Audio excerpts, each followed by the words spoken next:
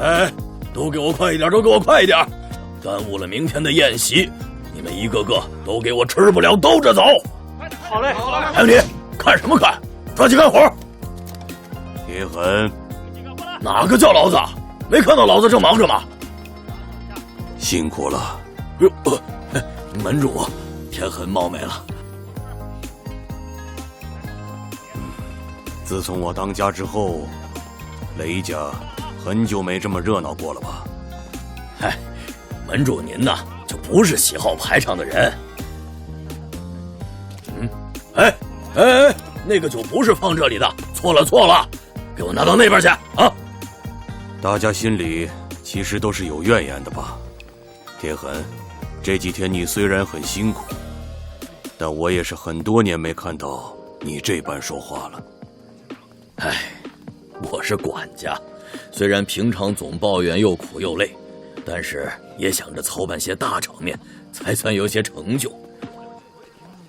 我武功不行，当不了英雄，但成为操办英雄宴的人也不错。对了，铁狠，这几天有雷无杰的消息吗？没有，那小子怕是在外面玩疯了吧？客人们都已入庄休息了吗？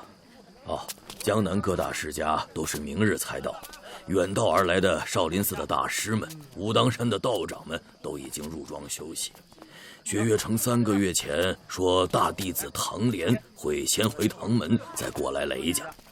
我估摸着应该是和唐门一同来。不过这一次唐门也真给面子，唐老太爷亲自来了。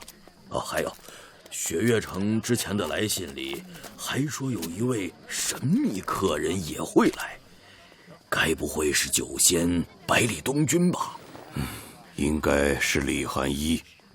李寒一，雪月剑仙李寒一我还以为不是百里东君就是枪仙司空长风呢。怎么不想要他来？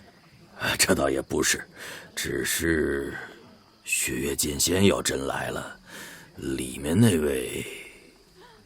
那就不劳总管操心了。